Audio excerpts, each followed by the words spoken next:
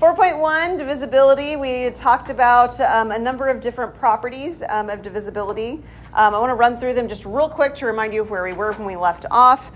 In particular, we had seen some properties right here that talked about if you added or subtracted things that were divisible already, they will be divisible in their sum or their difference. But if a portion of them were already not divisible, it won't work. You might notice that what this doesn't tell you is what happens if A doesn't divide B.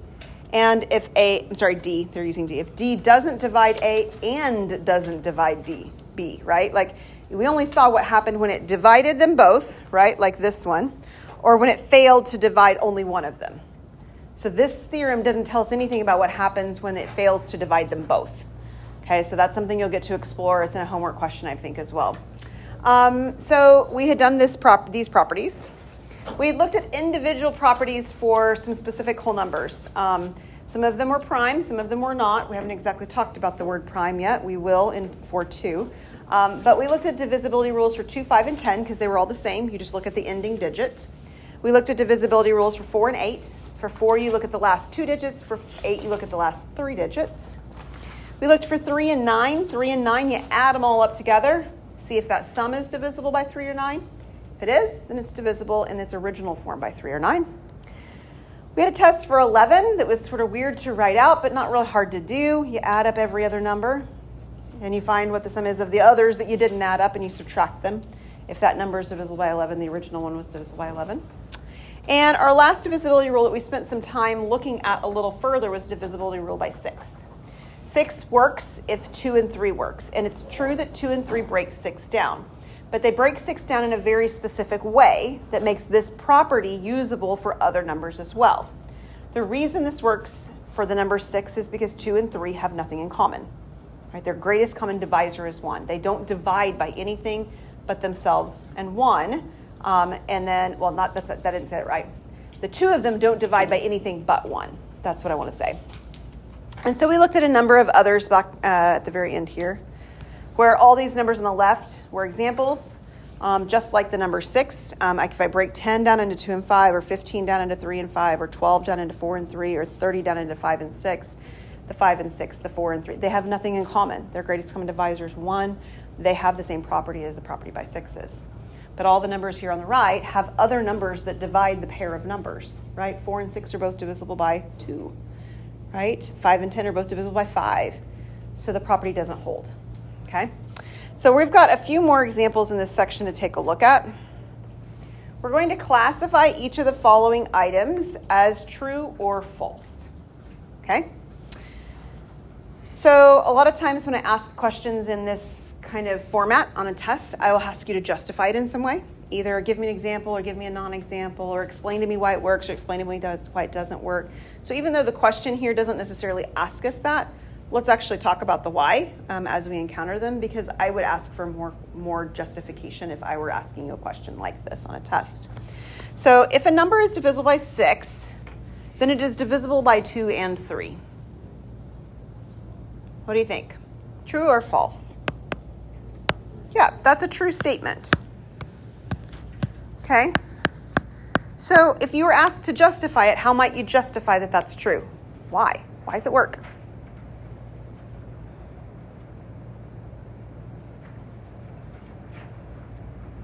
The divisibility rule for 6 means that it has to be for divisible by 2 and 3 as well. Yeah. Yeah, let me flip back over to where we encountered it. The divisibility rule here says if and only if. If and only if means it goes both directions. If it's divisible by 6, it's automatically divisible by 2 and 3. This is actually one of our properties. It's just written in a slightly different way. So yeah, this one's true because the property itself tells me it's true.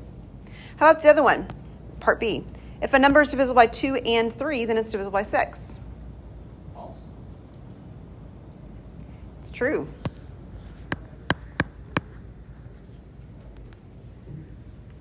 It's the other direction of what this, wrong one, sorry. It's the other direction of what this says. This if and only if here at the end, means that I can start here and I can get to this conclusion, or I can start here and go back to that conclusion. It's okay. So if and only ifs are kind of weird. We don't usually think about them quite like that, but definitions actually are if and only ifs. This one's a theorem, and it works that way too because of the phrase if and only if in it. Another thing that you could do if you weren't remembering how those phrases were exactly worded is you could think about giving, and it's not exactly a proof, but it would justify it. If you started looking at lists of numbers, right? And you started looking at all the numbers that divided by 2 and all the numbers divided by 3. Like you just made a list. Like you can't really list them all out, but you can list out a bunch, right? So if you list 2, 4, 6, 8, 10, 12, and you list out the first, up to 50 or something like that. And you did the same thing with 3s. And then you noticed where they both coincide, like where they are both the same on the list. You'll actually find that everything on your lists matches up with divisibility by 6. So that would be another way to justify this. Same thing for part A. You could list all the multiples of 6, not all, again, but a lot of multiples of 6 out. 6, 12, 18, 24. And you could look at them and go, oh, look, they're all even. Yep, they divide by 2. Oh, look, they're all divisible by 3. Yep, they divide by 3. And you could check that each one of them have that property too. So that'd be a couple other ways to justify. How about C? If a number is divisible by 8, then it's divisible by 2 and 4. Because I do not have a property that says anything like this about 8. I've got another 8 property, but it doesn't talk about it like this. If it's divisible by 8, is it divisible by 2 and 4? Okay, if you're saying no, it means you have to be able to give me an example of one that doesn't work. Okay, this is true. And again, while we can't actually say that an example is proving it, if you make a list of 8, what's the next multiple of 8? 24, 32, 40, let's go one more, 48. Let's pause there, okay? They keep going. Are all of these numbers divisible by 2? Yes. Definitely. They're for sure even, right? Are all these numbers divisible by 4? Yes. They are. So by listing them out to a point where we feel comfortable that we've seen enough to sort of justify it to ourselves is another way to justify that this works. It works. What if we switch the direction around? If a number is divisible by 2 and 4, is it automatically divisible by 8? Oh, I got some shaking heads no really fast on that one. That is a false statement. But again, that means you have to be able to give me an example. Why not? 12 is a good one. 12. Does 12 divide by 2? Yep. Does 12 divide by 4? Yep. Does 12 divide by 8? No. And the way you would write that down is you would say something like this. 2 divides 12. 4 divides 12, right? It satisfies both of those conditions. Remember that vertical bar means divides when we read it from left to right. But 8 does not divide 12. And we've got that line that marks it as a not, like a not equals line would. Okay? Yeah, 8 doesn't work. It's easier to prove something doesn't work than to prove it does. Because all you need to prove something doesn't work is one example. Now there's going to be more than one, usually. But all you need is one. And if you can prove it by one example that doesn't work, then it doesn't work in general. So this one is a false statement. Let's take a look at another one. We're going to answer each of the following without actually performing the division. In other words, the goal is not to get your calculator to divide. The goal is not to divide by hand. The goal is to not divide at all. Okay? We're not really trying to do division. But we're going to explain how we did it in each case. So what do you think? 34,051. Is it divisible by 17?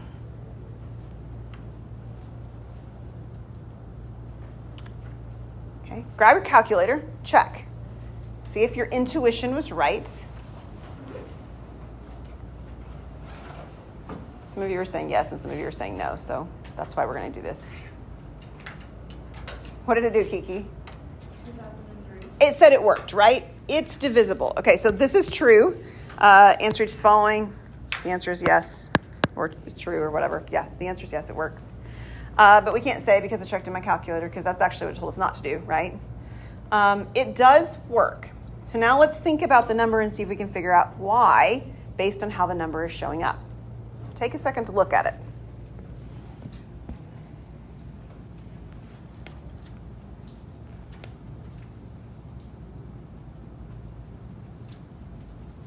Any thoughts? 17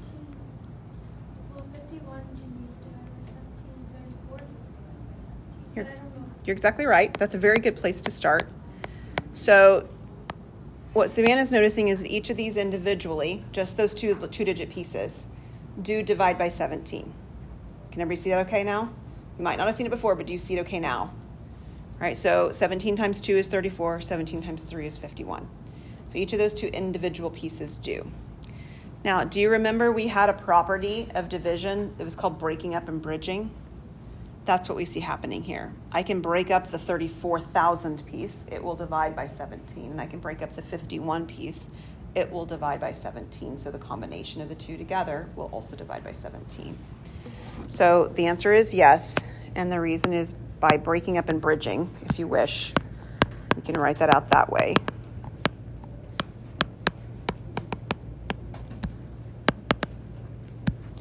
"17 divides 34.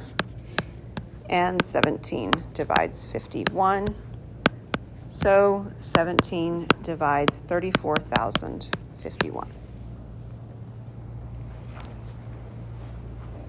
Let's try another one. B.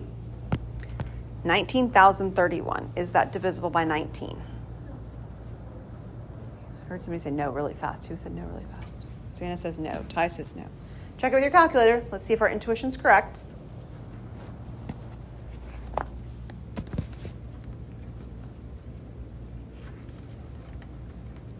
What happened? Yeah, you get a decimal. It doesn't work, right? So the answer of no is the correct answer. It doesn't divide.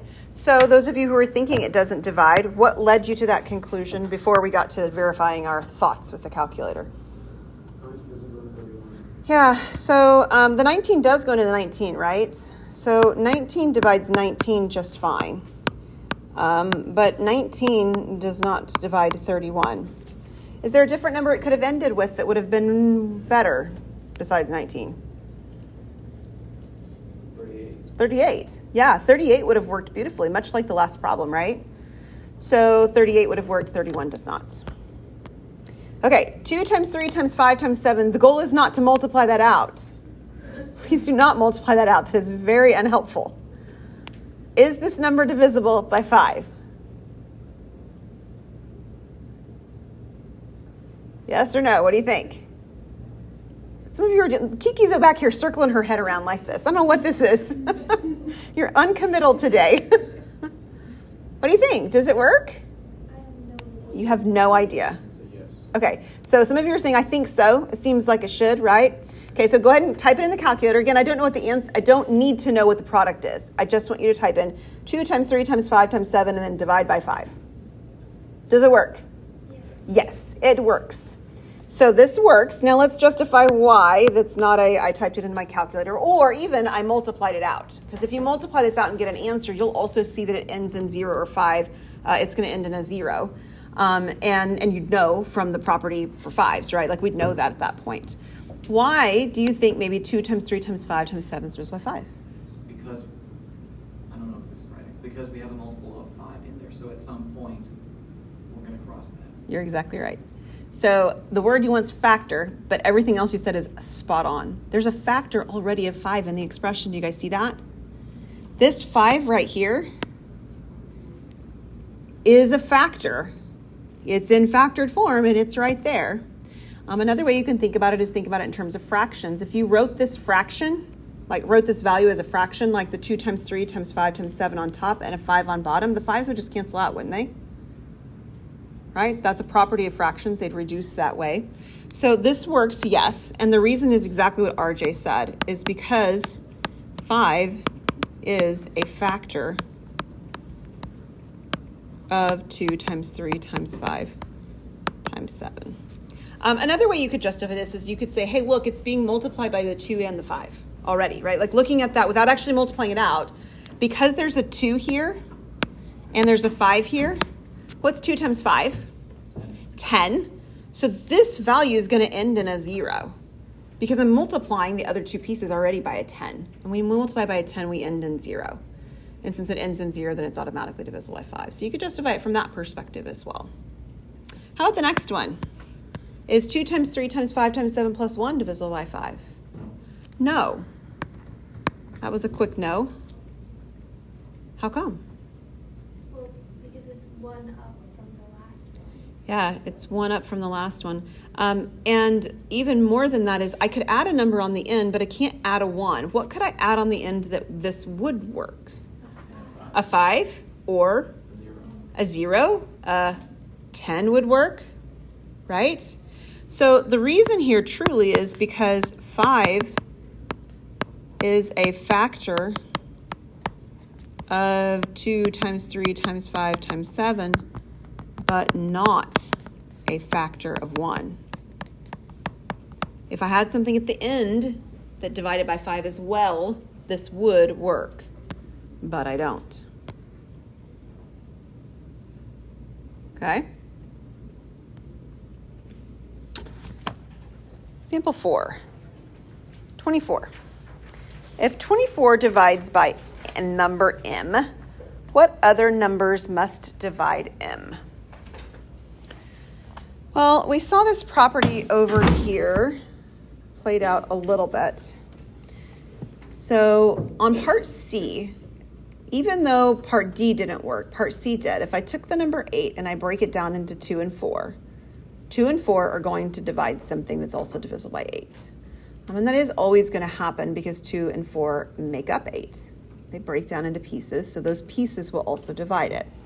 The same thing is going to be true for any number. If we have 24 and it divides something, then anything that divides that 24 will also divide that value. So this 24 can be broken down into pairs. And I like to do it in pairs because I make sure I don't miss anything. I don't like to do this in order and say, does 1 work, does 2 work, does 3 work? Because I might miss something by accident. So 1 and 24, they multiply to give me 24. So if a number divides by 24, well, every number divides by 1. So we need to include 1 in the list, okay? And we can go up from there. 2 works. 2 times what's 24? 12. So 2 and 12 are also going to divide the number. Let's keep going up in our list. I have 1, 2, does 3 work? 3 and what? 8. Okay, what's after 3? Does 4 work? Yep. 4 and what? 6. What's after 4? 5. Does 5 work? No. There's no number multiplied by 5 that gives me 24. No whole number anyway that gives me 24. And the nice thing about this is it means that I've expanded everything I can in order on the left. So even though it looks like, hey, well, does 10 work? I don't even have to test 10. And I don't need to test, like 15. And I don't need to test 16. I don't need to test anything else because they come in pairs. So if I go up, then the other list goes down quickly. And I don't have anything at the end that I've left out. So all of these numbers will also divide 24.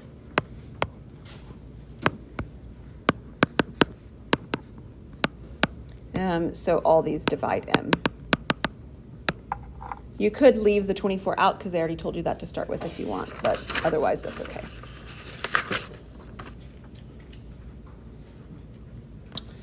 All right, let's take a look at a different type of a question.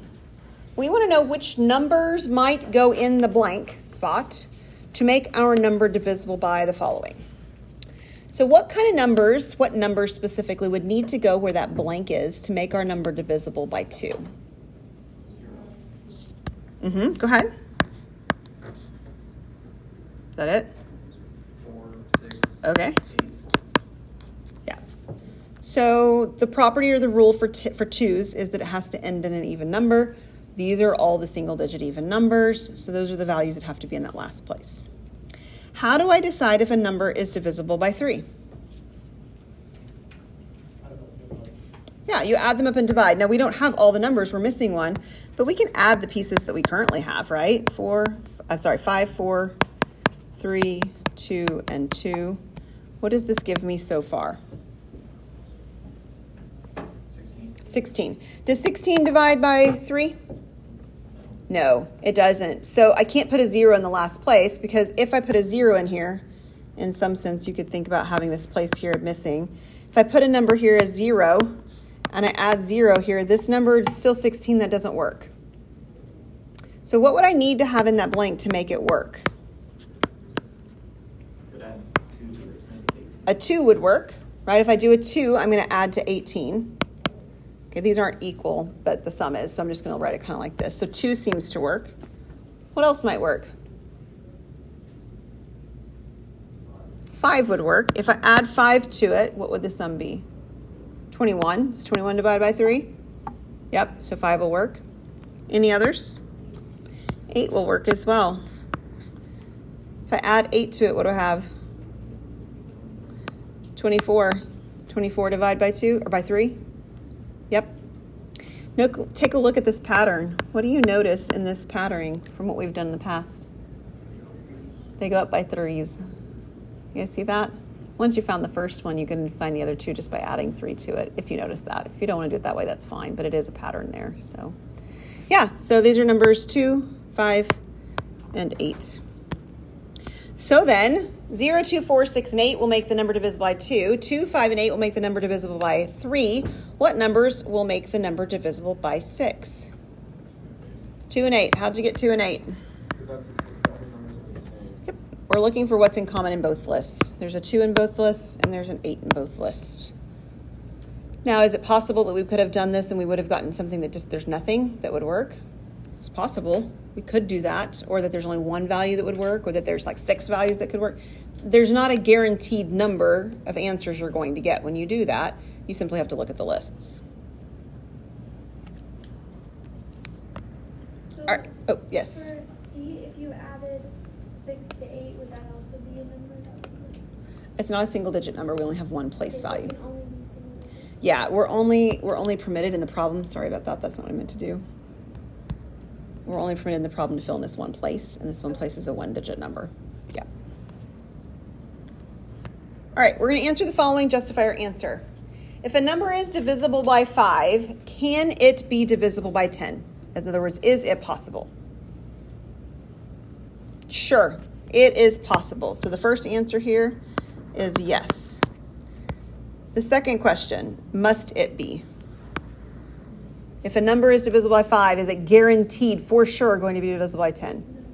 No. So can you give me an example for why it must not be true? Well, if the number ends in 5. Yep, 15. Okay, so there's an example. 15 is divisible by 5, it's not divisible by 10. So that's why it must not be. That is to say, it doesn't have to be. Can it be? Sure. And you can give some examples there as well. What are some numbers that are divisible by 5 that would work? 20, 30. Lots of numbers, right? There's lots of numbers work. There's lots of numbers that don't work, by the way, right? 15 doesn't work. 35 doesn't work. We've got lots of numbers here too. All right, if a number is divisible by 10, can it be divisible by 5? Yes. Can you give me examples? 10, 20, 30, 40. Okay, cool. Must it be? Yes, it must. And the reason is because 5 is a factor of 10.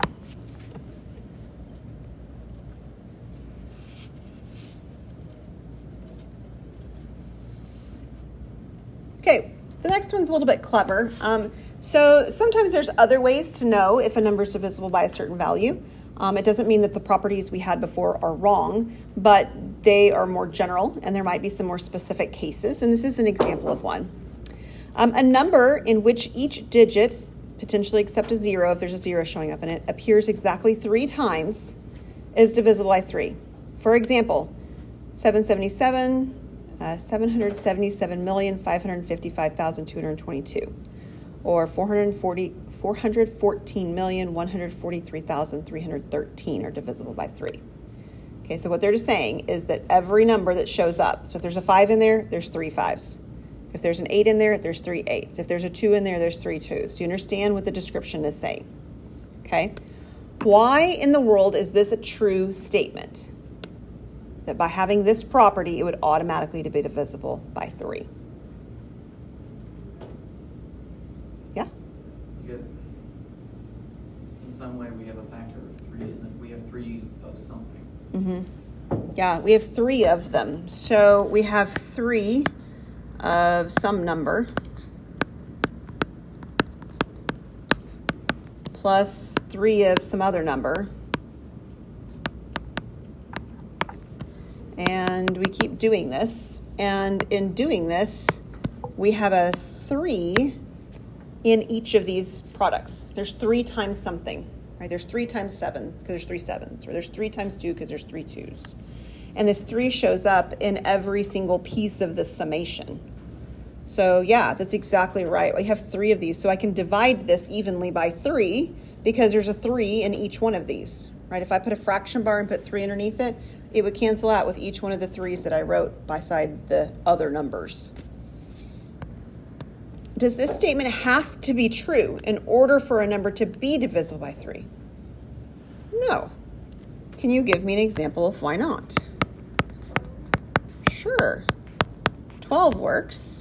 3 divides 12. All right, this is the notation. 3 divides 12, but 12 clearly doesn't have 3 of either of the numbers 1 or 2, right? But it still works. So this one is not an if and only if statement. Our previous property for 3 was. The property from 3 before says a number will be divisible by 3 if and only if the sum of the digits is divisible by 3. So the original one we had is a stronger statement because it works in both directions. This one doesn't work in both directions. It's true in one direction, but not true in both.